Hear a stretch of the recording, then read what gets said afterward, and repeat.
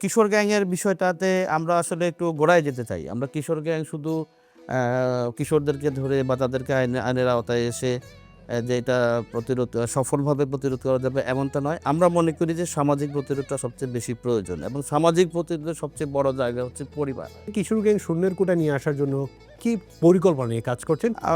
ধন্যবাদ। আমরা ওই যে কিশোর গ্যাংয়ের বিষয়টাতে আমরা আসলে একটু গোড়ায় যেতে চাই। আমরা কিশোর গ্যাং শুধু কিশোরদেরকে ধরে বা তাদেরকে আইনের আওতায় এসে যে এটা সফলভাবে প্রতিরোধ করা যাবে এমনটা নয়। আমরা মনে করি যে সামাজিক প্রতিরোধটা সবচেয়ে বেশি প্রয়োজন এবং সামাজিক প্রতিরোধের সবচেয়ে বড় জায়গা হচ্ছে পরিবার। আমরা মানুষকে অ্যাওয়্যার করতে চাই এবং যাতে তাদের বাবা-মায়েরা যাতে তাদের সন্তানরা কোথায় যাচ্ছে, কার সাথে মিশছে এটি যাতে তারা মনিটর করেন এবং তাদের সন্তানকে তারা যাতে নিজেদের আয়ত্তে রাখেন।